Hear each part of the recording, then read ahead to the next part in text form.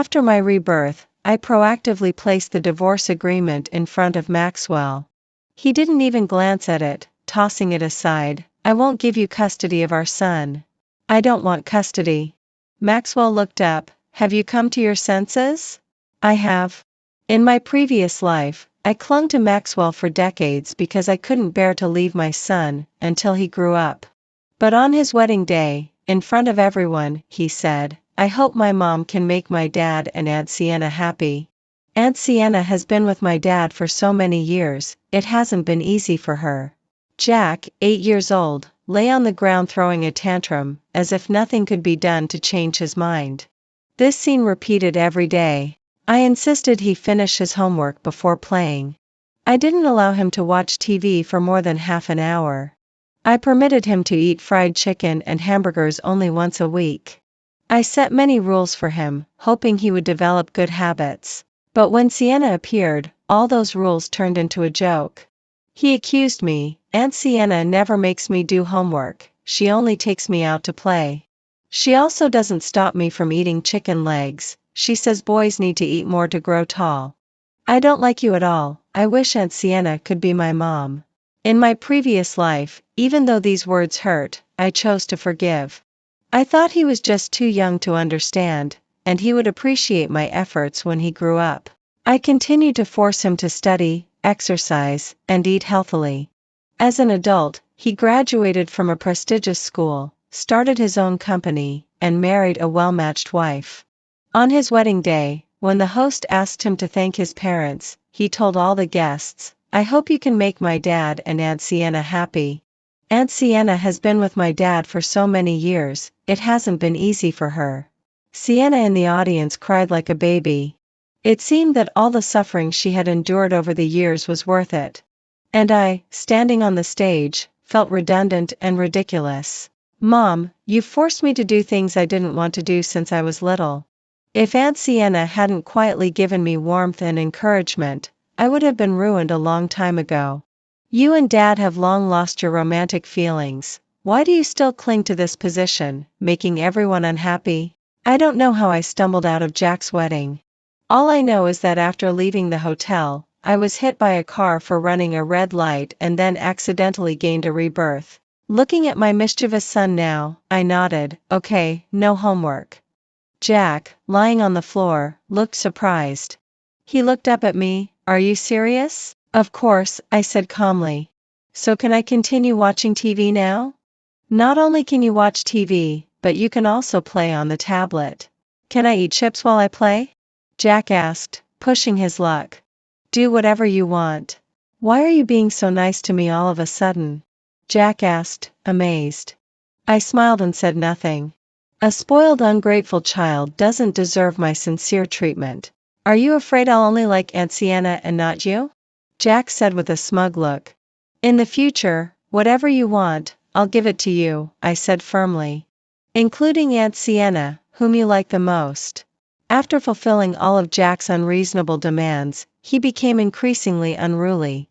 The first thing he did when he got home was play on the tablet. He played during meals and even slept holding the tablet. If he stayed up too late playing and couldn't get up, I wouldn't wake him, letting him sleep in. When he woke up and wanted to go to school, he could go. If he didn't want to go, I didn't force him. All the snacks he loved, I provided in abundance. The servants couldn't stand it and kindly advised me, Madam, indulging young master this way will ruin him. How could that be? I said sarcastically.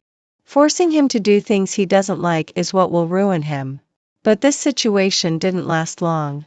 Jack's abnormal behavior caused dissatisfaction at school. His homeroom teacher called me, saying Jack was defiant in class and said, my parents don't care about me, so why should you? I'm sorry, I really can't control him. For any issues, please contact my husband. I gave the teacher Maxwell's number. Then I hung up and continued with my beauty treatment. When I returned home after the treatment, I saw Maxwell, who rarely came home, in the lobby. He looked extremely displeased, his voice dripping with sarcasm. Eliza, your methods are getting more and more clever. To get me to come back, you even started using our son. I indeed wanted Maxwell to come back because calling him was useless. I no longer remembered when our relationship had become so antagonistic.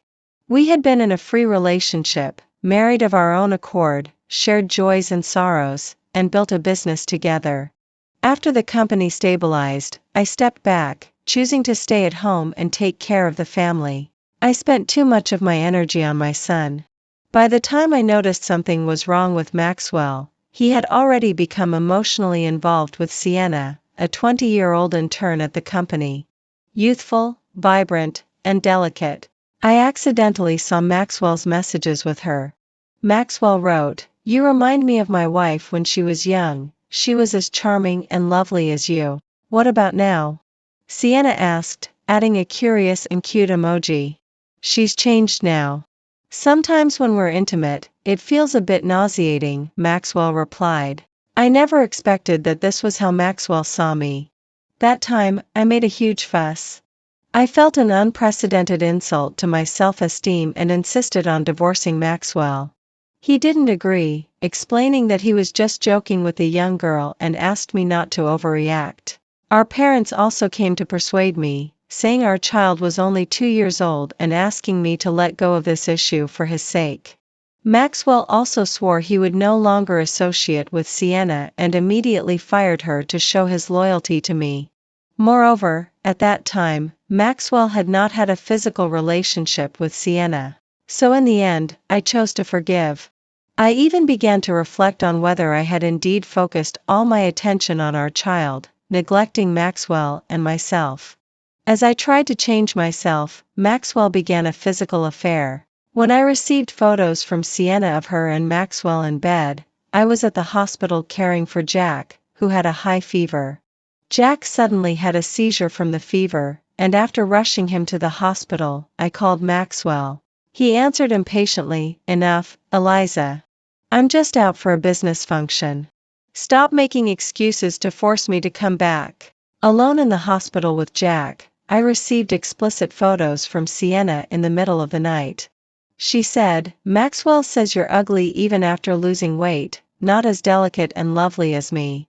At that moment, I realized that a man's infidelity is infidelity, regardless of whether it's emotional or physical.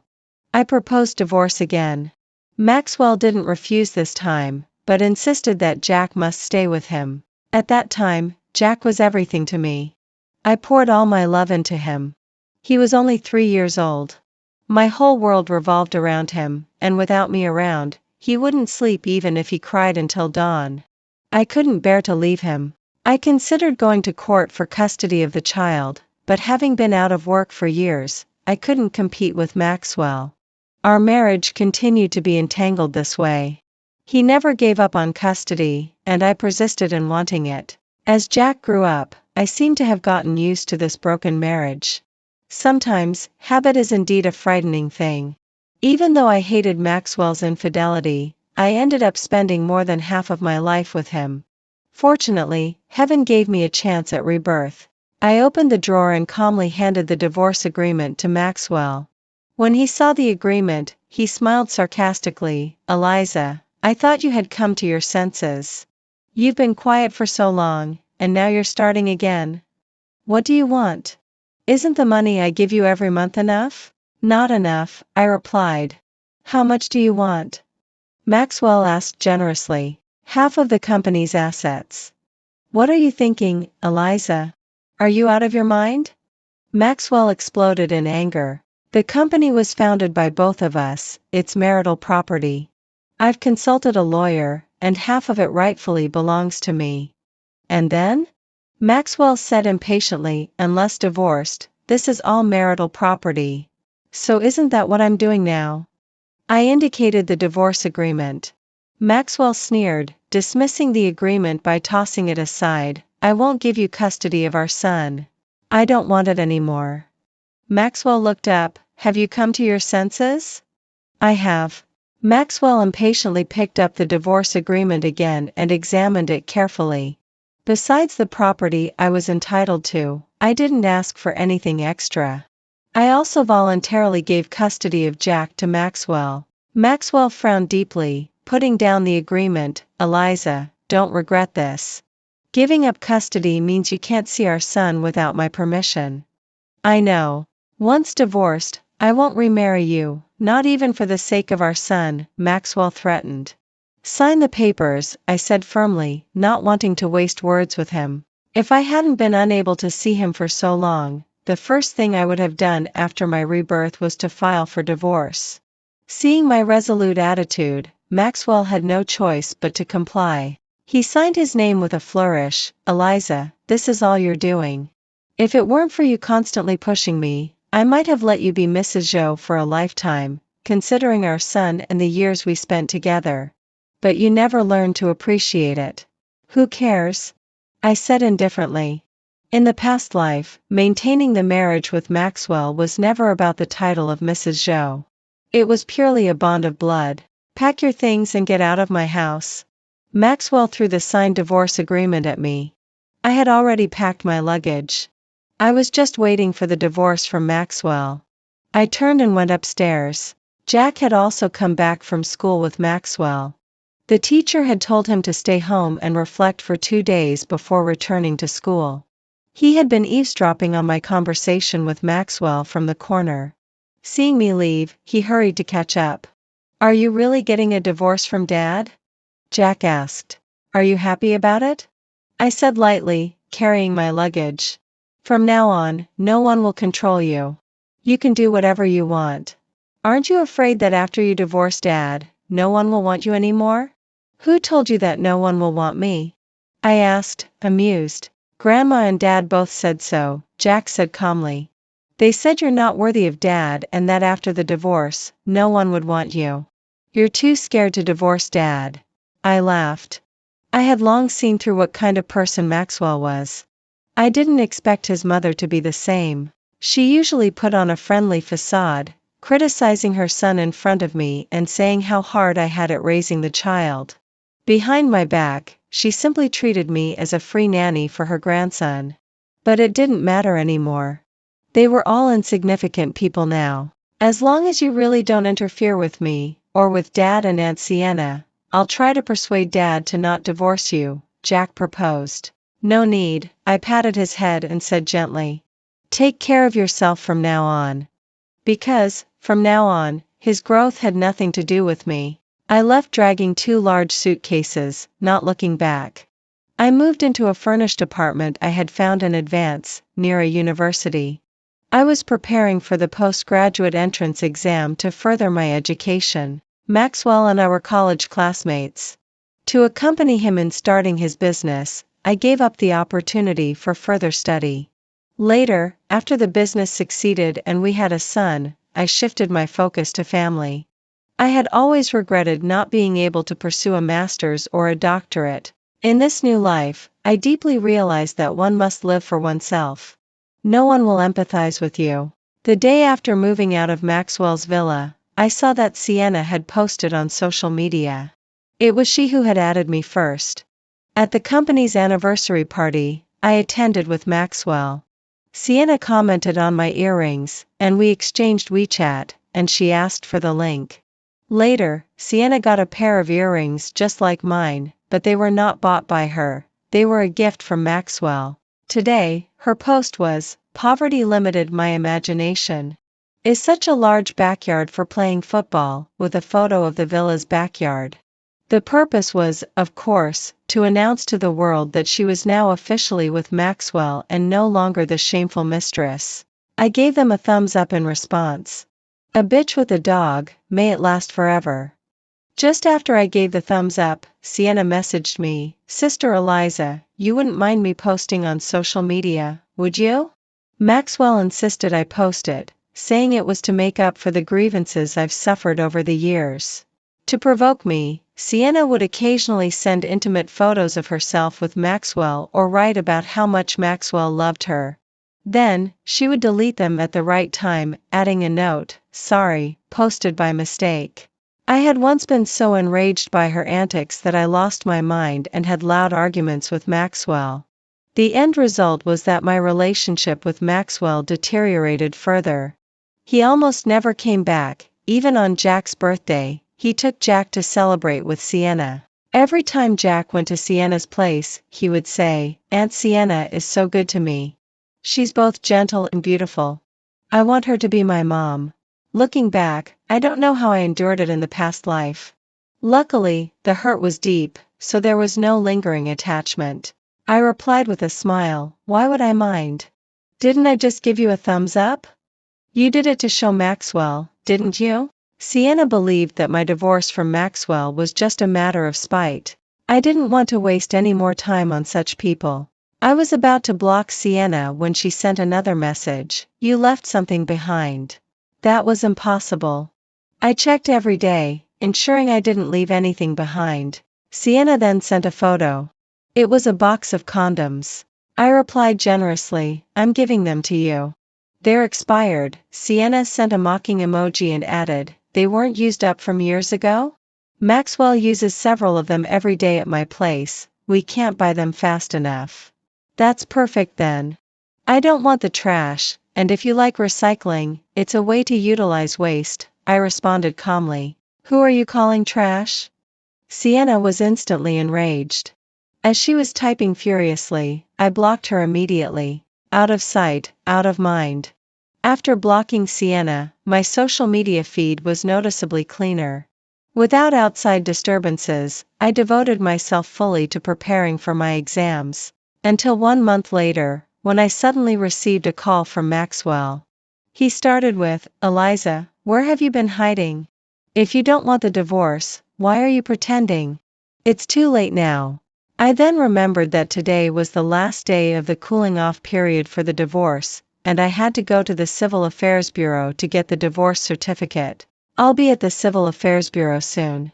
Hanging up the phone, I didn't delay for a second and drove straight to the Civil Affairs Bureau. When Maxwell saw me, he had a sarcastic smile on his face. Previously, when we went to the Civil Affairs Bureau to register for the divorce, we had agreed to meet at 10 in the morning. Now it was already noon, and the Civil Affairs Bureau staff had left for the day. Maxwell contemptuously said, "Eliza, when you made me sign the divorce agreement, I told you it would be useless to regret it later. No matter what tricks you try today, the divorce has to happen." Fine, I agreed promptly. I should thank you. If you hadn't taken the initiative to step aside, I wouldn't have known how well Sienna takes care of children at such a young age. When you took care of our son, it was chaotic at home, but since Sienna came, our son has been very well behaved, Maxwell boasted. Congratulations on marrying a capable partner, I replied. Still being stubborn, Maxwell said disdainfully. Let's see how long you can hold out. At the moment I received the divorce certificate, I let out a huge sigh of relief. I was afraid that if I delayed, Maxwell would lose patience and walk away, and I really didn't want to waste any more time with him. "Eliza," Maxwell called out loudly from behind, as I was walking away quickly. "From now on, we have nothing to do with each other. If you regret it?" I drove away, unable to bear hearing another word from Maxwell. After regaining my freedom, I was even more motivated to study. Every day, in addition to studying hard, I also made sure to exercise regularly. I couldn't let myself be plagued with health problems like in my past life. After months of relentless effort, I finally succeeded. During this time, Jack called me. Hesitantly, he asked, "Mom, do you miss me?" I honestly answered, "No, because Mom is very busy. Today is my 9th birthday." He seemed a bit disappointed. "Happy birthday," I said with a smile. "Don't you want to spend my birthday with me?" Dad said that without his permission, I can't see you alone. "Eliza, I won't give you another chance," came Maxwell's cold voice from the other end. Huh? I was confused. Had he gone mad? "Sienna is pregnant with my child, and I'm going to marry her," he said proudly. "Congratulations," I responded politely despite being annoyed at being woken up in the middle of the night. Heh. Maxwell seemed to scoff and then hung up on me. I didn't think much of it. If it weren't for receiving Maxwell and Sienna's wedding invitation, I would have suspected they sent it by mistake. But the invitation had my name on it. Of course, just because they invited me didn't mean I had to go. I threw the invitation straight into the trash. Later that day, Jack called me, "Mom, why aren't you here yet?" "Here? Where?" I didn't immediately understand. "At Dad and Aunt Sienna's wedding hotel." "I didn't say I was coming." "But Dad sent you an invitation, right?" "I came early to save a spot for you." "Why aren't you coming?"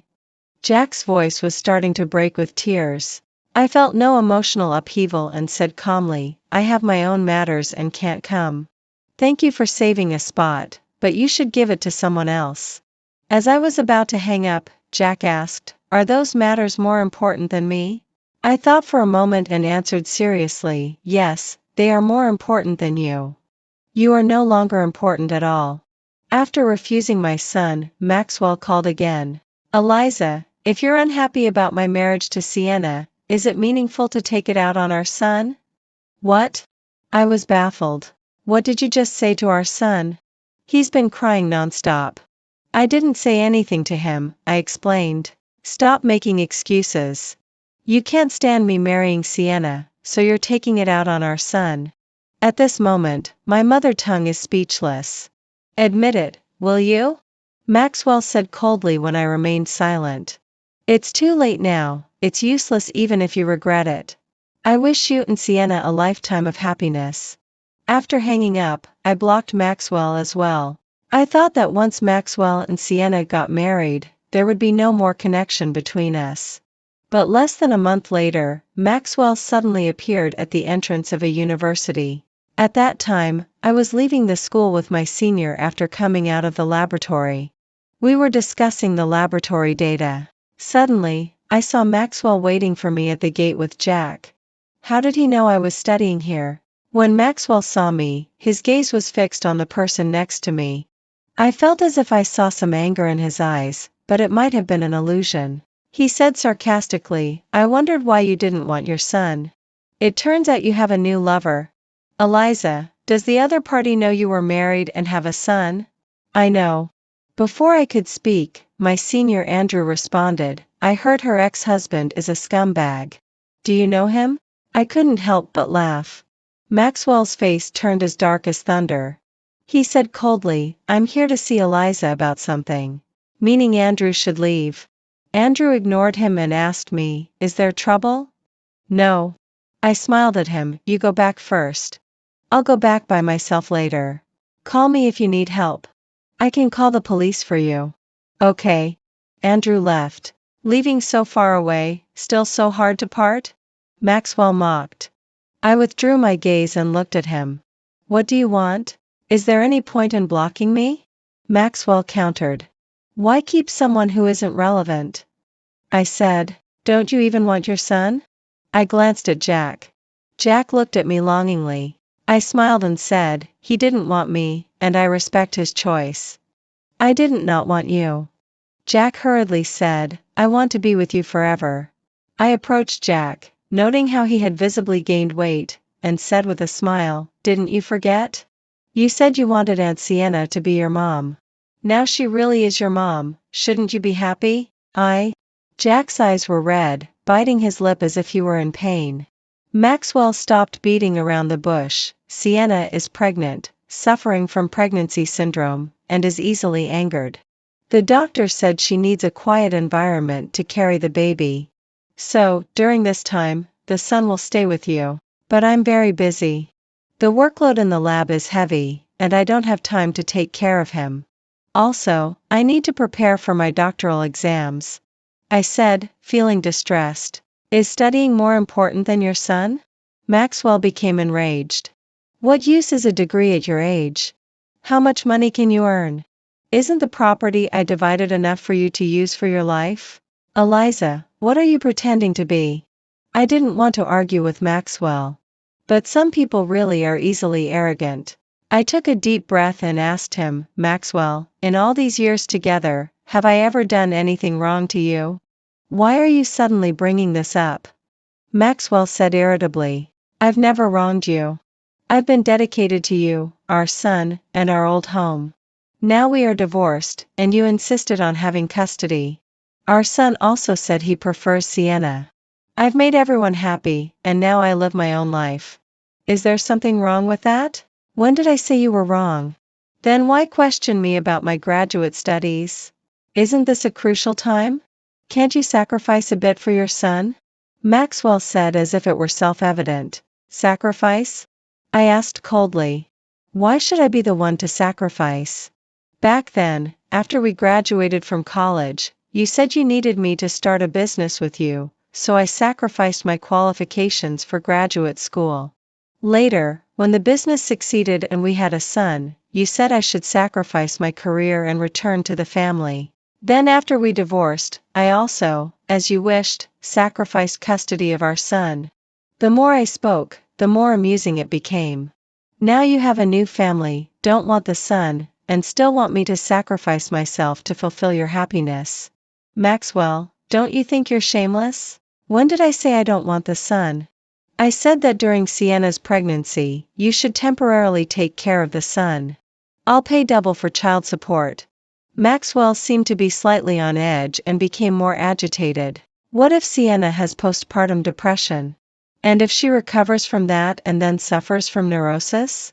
There are so many illnesses in the world, she can always find one or two that suit her, I said with subtle sarcasm. Sienna isn't that kind of person. She treats the son very well, as if he were her own. Maxwell said firmly, naturally catching my implied meaning. If that's the case, how could the son affect Sienna's pregnancy? Isn't that contradictory? Maxwell was left speechless for a moment, silence falling. Jack suddenly asked me in distress, Mom, do you really not want me anymore? He was already 10 years old, and he could understand many things now. I don't not want you. It's just that since you have Aunt Sienna as your new mom, I feel at ease. I said gently to Jack. In the past, to ensure Jack could study well, I always played the role of the bad guy. Now, with no expectations, I absolutely refrained from saying anything harsh. But Jack seemed dissatisfied. He said, Mom, don't smile at me like that. When you smile like that, I feel like you don't love me anymore. I patted Jack's head and said, how could I not love you? I just don't want you to do things you don't like, so you don't ruin yourself when you grow up. All right, Eliza. Maxwell, who seemed unwilling to hear more of my sarcasm, probably felt his pride was hurt. After all, he had never been put in a difficult position by me over the years. As he angrily pulled Jack away, he didn't forget to threaten, since you don't care about our son, I won't ask you again. Don't think our son will ever acknowledge you again in the future. I shrugged, indifferent. No matter how I treated him, Jack would never acknowledge me as he grew up, only Aunt Sienna. Why should I endure hardships for no reason? I focused on living the life I wanted, even though every day was exhausting. But I was happy and fulfilled. It turns out that treating oneself well really can lead to a good life. Occasionally, being disturbed by others wasn't a big deal. Today, after finishing a set of experimental data, I saw several missed calls from unknown numbers on my phone, which I had turned off silent mode for. When I called back, Maxwell answered. Eliza, come to the hospital. Our son had an accident and got injured. He's in the hospital. I hesitated for a moment but decided to go to the hospital. After all, Jack is my biological son. Even without feelings, there is still responsibility. As I arrived at the hospital room, I overheard a fierce argument inside. Sienna was screaming, Maxwell, how long are you going to keep your son here? If you don't send him away, I'll die at his hands, and it'll be a double death. I've already said Jack doesn't dislike you. Why are you fixated on him? He fell down the stairs and broke his bones, and you haven't shown any concern. Maxwell's voice was loud as well. So you want to see me fall down the stairs too? If I die, you'll have a reason to reconcile with Eliza, and you three can be a family again? Sienna shot back. Enough, Sienna. Stop making a scene here. Jack needs to recover properly. Maxwell was losing his patience. Then I'll truly make a scene for you to see. Sienna was aggressive. I'm warning you, either you make your son leave, or I'll jump off a building with the baby in my belly. Jack is only 10 years old. Where are you going to send him? Maxwell's voice was trembling with anger. I don't care where he goes, I just don't want to see him anymore. Sienna was resolute, otherwise, just wait for a double death. With that, Sienna turned and left. As she exited the room, she bumped into me. Sienna seemed stunned when she saw me. I saw Sienna, who had become a different person. Was this really the delicate, youthful girl from before? With her pregnant belly, she looked like an advanced-age pregnant woman. It had only been 2 years. Eliza, what are you doing here? Sienna was like a ticking time bomb, ready to explode at anyone she saw. I heard from Maxwell that Jack is in the hospital, so I came to see him. Are you here to see Jack or Maxwell? What, are you trying to seduce Maxwell while I'm pregnant? Is this person insane? It wasn't surprising for her to go crazy at any moment. Although I hadn't seen Sienna for the past 2 years, I had common friends with Maxwell from our years together. I occasionally heard from friends that Sienna had started causing trouble once she found out she was having a son. Whenever there were slightly attractive female employees in Maxwell's company, she would accuse them of seducing Josiu and force them to resign. She also wouldn't allow Maxwell to go out for social events. If Maxwell did go, she would show up at his dinners, causing huge disturbances and making Maxwell lose many major projects. They said Maxwell was driven nearly insane by Sienna. I found it somewhat amusing at the time. How could he be driven crazy? Maxwell actually enjoyed Sienna's lively spirit. You get out of here. Maxwell suddenly stormed out of the hospital room, yelling at Sienna. His expression was as if he wanted to devour her. Sienna, probably never having seen Maxwell this fierce, seemed a bit frightened. But then she straightened her belly, seemingly gaining confidence. She shouted at Maxwell, "If you dare to do anything wrong to me, I'll show you what it means to die for you. Also, you better take care of your son, or I'll never be done with you." Sienna turned and walked away. Maxwell was so angry that his whole body was shaking. I was just standing by, as if watching a joke unfold. "Do you think I deserve this?" Maxwell suddenly asked me. I wiped the smile off my face. I don't comment on things that don't concern me. I didn't expect that after Sienna got pregnant, she would suddenly become a different person. I'm not interested in your issues with her, I reminded him. I'm here to see my son. Maxwell said nothing more. I walked into Jack's hospital room. He was lying on the bed with red-rimmed eyes, clearly having overheard the argument between his dad and Sienna. Seeing me, his eyes lit up instantly, and he called out excitedly, "Mom." I nodded, not very warmly. I just asked about his condition. He said that when he came home from school today and went upstairs, he ran into Sienna, who he claimed deliberately pushed him down the stairs. But Sienna insisted it was because Jack didn't want her to have another child and was trying to push her down the stairs to kill the baby in her womb. Sienna had only pushed Jack down the stairs in self-defense. Jack also said that Sienna was very cruel to him. All the kindness she showed him before was just an act. Since she married his dad, she had been secretly hitting and scolding him, even calling him an unwanted child without a mother. She always forced him to eat chicken legs and hamburgers, saying that was all he deserved. The more Jack spoke, the harder he cried.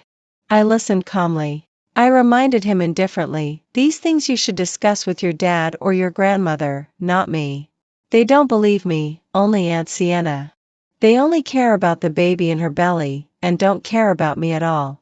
They don't love me, they despise me." "Mom, can I come with you?"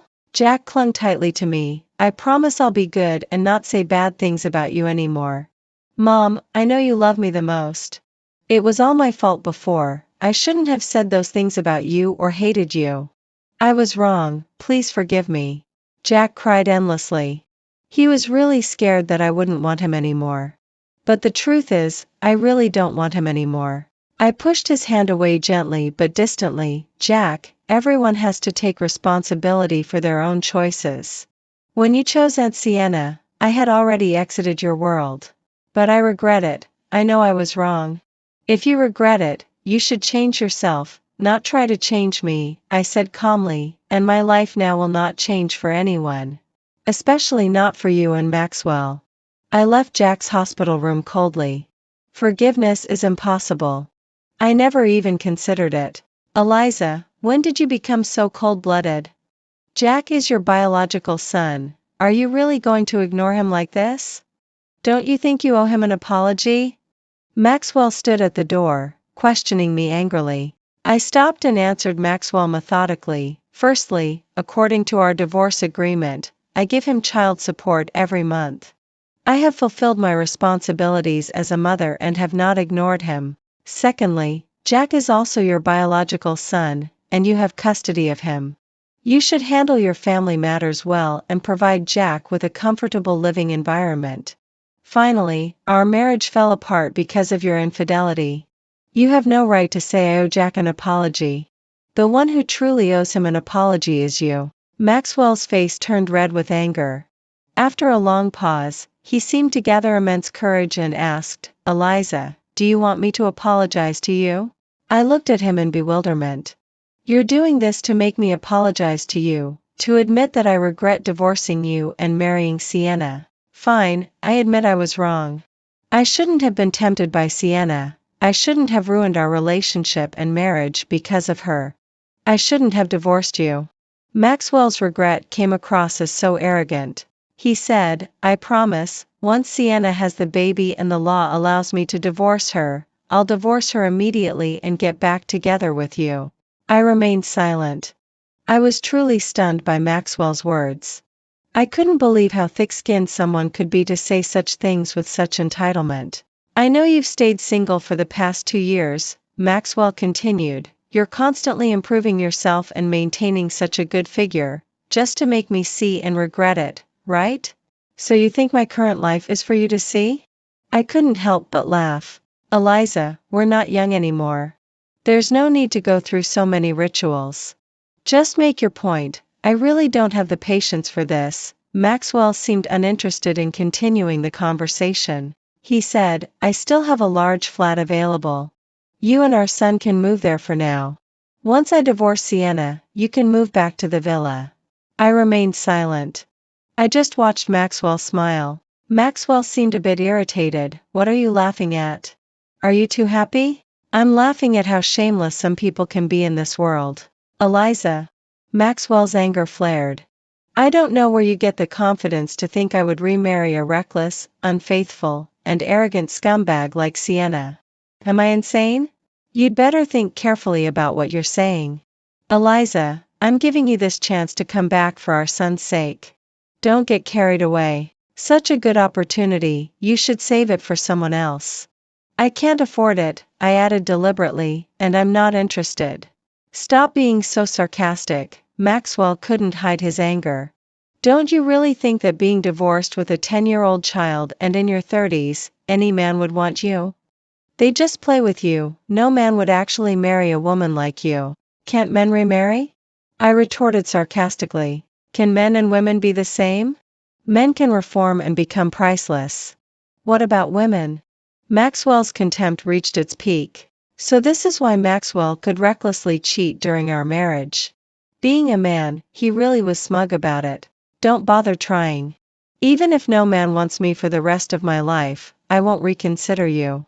I refused directly. Before Maxwell could speak, I added, besides, who says a woman must have a man to live? Why can't I enjoy life alone? I live well on my own. Why? Should I serve someone? Do I not know how to spend money or enjoy life on my own? Am I missing limbs and need a man? Maxwell's face turned red with anger. I found it increasingly amusing. I laughed and left.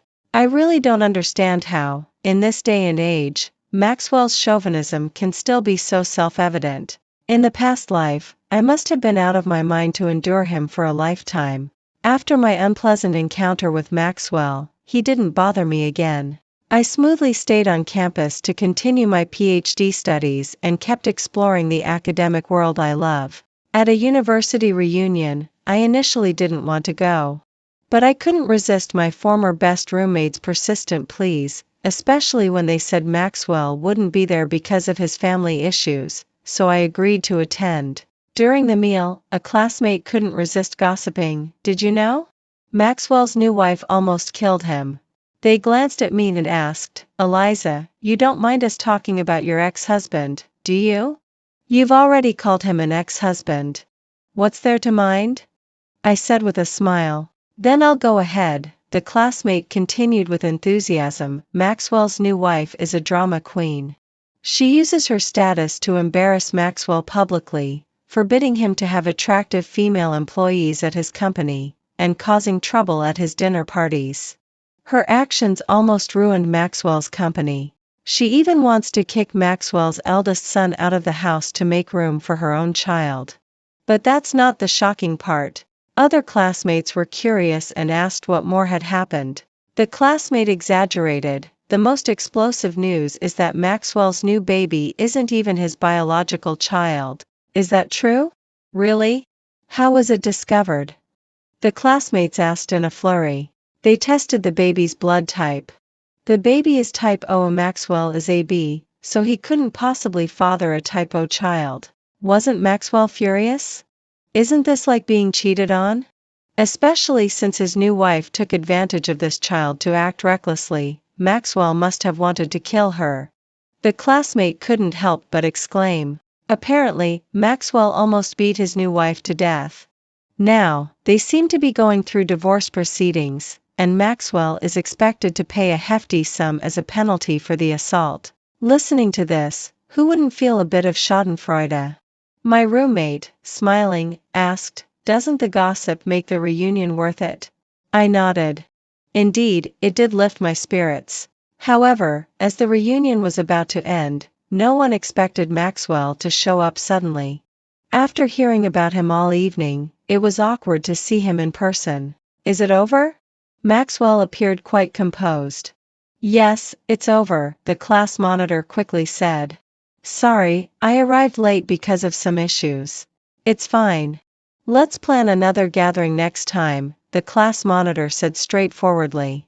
Usually, we might have organized to spend more time with Maxwell, but now the event was immediately concluded. Maxwell said nothing more. Classmates left one by one. Because I had had a bit to drink and wasn't driving, I stood by the roadside waiting for a cab. I'll give you a ride, Maxwell pressed the car window.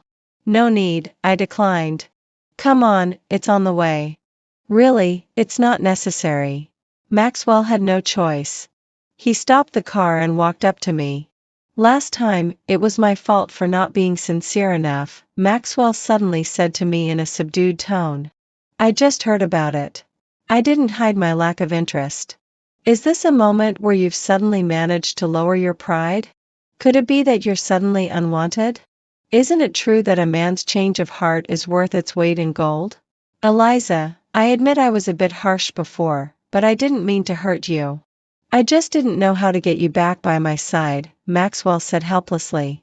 That's why I resorted to using reverse psychology. I appreciate your reverse psychology, it only made me find you more disgusting. Maxwell's face turned red and pale as I spoke. He said, Eliza, I'm sorry. I really know I was wrong. I swear I'll never do anything to hurt you again. Let's start over. You, me, and our son, our little family of 3. A family of 3? How could he bring himself to say that? It made me feel utterly nauseated. Come home with me, Maxwell said, reaching out to pull me. I avoided him perfectly. Maxwell looked awkward.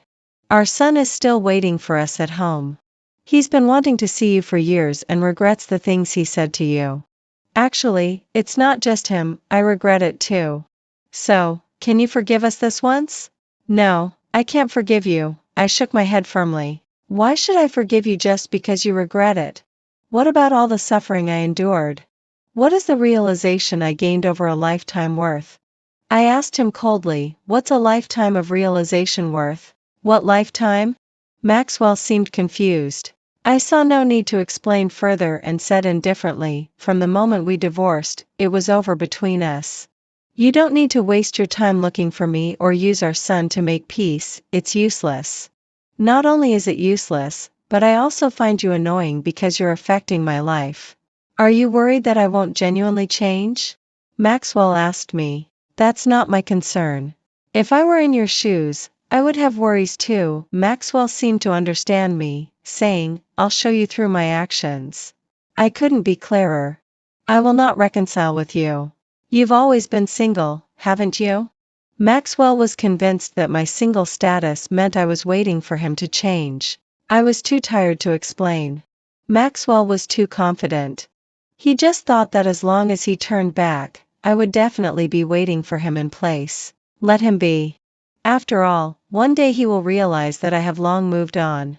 He'll find himself unable to catch up or be worthy of me. 6 months later, at a university's centennial celebration, all a university alumni could come back to attend.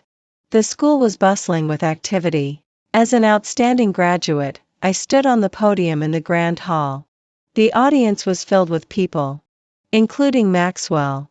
He probably couldn't believe I was standing on such a prominent and significant stage. Behind me, the large screen displayed all my achievements in the academic field over the years. These achievements would leave a permanent mark on the school's centennial history corridor. After my speech, the auditorium erupted with thunderous applause. I even heard someone cheer, "Senior, you're amazing." I smiled and bowed as I left. Walking around the campus, many students came to ask for photos and autographs.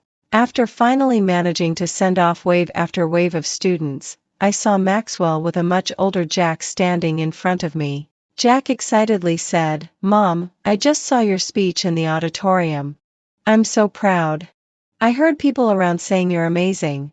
I smiled faintly and politely thanked him. Then I turned to leave. "Eliza." Maxwell called out to me nervously. I turned to look at him. His eyes were still full of astonishment, as if he didn't understand when I had changed. Changed into someone completely different from the middle-aged woman who used to revolve around him and our son. He sincerely said, "You were really amazing today. I didn't expect you to have such achievements in the academic world. So, do you have self-awareness now?" I asked him with a sneer. Maxwell's face showed some embarrassment but quickly concealed it. He said, "I didn't want to reconcile just because of your current achievements. I didn't know before," and kept pleading. "I know you've always resented me for betraying you," Maxwell said in a panicked tone, as if he finally realized that I seemed to be moving further away from him. He excitedly continued, "The truth is, I've always liked you. My feelings for Sienna were just novelty and a man's vanity. I never intended to divorce you. My relationship with Sienna was just a temporary fling." I felt as if I had heard the greatest joke of this lifetime and the last. But I didn't interrupt him. Maxwell, full of regret, said, "The reason I fought for custody of our son back then was to avoid divorcing you because I knew you couldn't bear to part with him. But I didn't expect you to actually give up custody, and I was left with no choice but to agree to the divorce. But after the divorce, I never intended to stay with Sienna. I was always waiting for you to come back. I even used protection every time I slept with Sienna. I never intended for her to get pregnant. So, I should thank you for your grace, having betrayed me both emotionally and physically, yet still mercifully using protection when you were with someone else. When Sienna said she was pregnant, I didn't think much of it. I never doubted that Sienna might have cheated on me. I thought the contraception just wasn't effective enough." Maxwell's anger was still evident as he spoke. He paused for several seconds before continuing, "When Sienna insisted that I give her a formal relationship, I didn't agree. Do you remember that night when I called you? If you had said you didn't want me to marry Sienna, I wouldn't have married her. But you didn't say anything. Out of frustration, I agreed to marry her. Even on the day of our wedding, I was still waiting for you to stop it. If you had come, I would have chosen you without a doubt. But you didn't. I had no choice but to marry Sienna." Listening to Maxwell's so-called love for me, I could only say it was incredibly difficult to assess. He continued in agony, "After marrying Sienna, she went wild and made me a laughingstock in the business world. That's when I truly realized how good you were to me and how tolerant you were. I even wished I could divorce Sienna immediately and get back with you.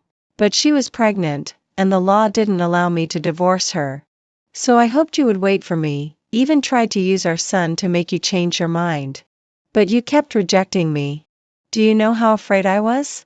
I was truly terrified of never being able to get you back." Maxwell's eyes were red. I found it all incredibly laughable. At least back then, I never felt his fear. He still stood tall and aloof in front of me. Later, Sienna had a son, but he wasn't mine. I was furious, yet relieved. I could finally divorce Sienna immediately and be with you. Maxwell looked at me with hope in his eyes. Eliza, I'm sorry. I was ridiculously wrong before. From now on, if I do anything to hurt you, I will break my own legs. Mom, I promise I'll be good and never hurt you again, Jack vowed alongside him. I looked at the father and son, at their regret, their deep feelings, and their expectations. But I remained unmoved. Seeing my lack of reaction, Maxwell spoke again. Eliza, will you come back to us? Let us make up for the hurt we caused you. No need, I shook my head. I've long healed from those wounds. I didn't need them. I didn't crave them. Maxwell, don't you think you're no longer worthy of me? I interrupted him, mocking his self-righteousness. Maxwell quickly stated, Eliza, I love you for who you are, whether it's the old you or the new you, regardless of how exceptional you are. But why should I pick up the pieces when I'm so exceptional now? I asked him with a smile. I didn't give him any face. His face turned a bit red, perhaps with shame. But he still didn't give up, saying, Eliza, haven't you always been single? So, being single became his reason for believing I would return to him? I laughed and looked away. Andrew quickly moved to my side, naturally wrapping his arms around me, clearly eager for me to acknowledge him. He greeted Maxwell and Jack, ex-husband, and big son. Maxwell's eyes fixed on Andrew's hand around my waist. Eliza, is it really necessary to find any man just to reject me? It's not just anyone. I knew what Maxwell was about to say, but I was done with patience. I said directly, I've been single for so many years because I enjoyed being on my own. Now that I'm no longer single, it's because I found someone great, someone I'm willing to start a new marriage with. I watched Maxwell's unaccepting expression and added another blow. So, whether I'm single or not, it's irrelevant to you. It's just my choice. And you, in my heart, are just an optional person. After saying this, I embraced Andrew and left. As we were leaving, Andrew suddenly turned and said, Eliza is pregnant with twins. He knew how to strike right at the heart. I didn't look back at Maxwell and Jack's expressions. I could only vaguely hear Jack's tearful question, Dad, is Mom really not coming back to us this time? Yes. Maxwell's voice was subdued. She really doesn't want us anymore, she hasn't for a long time. It was he who had been deceiving himself all along.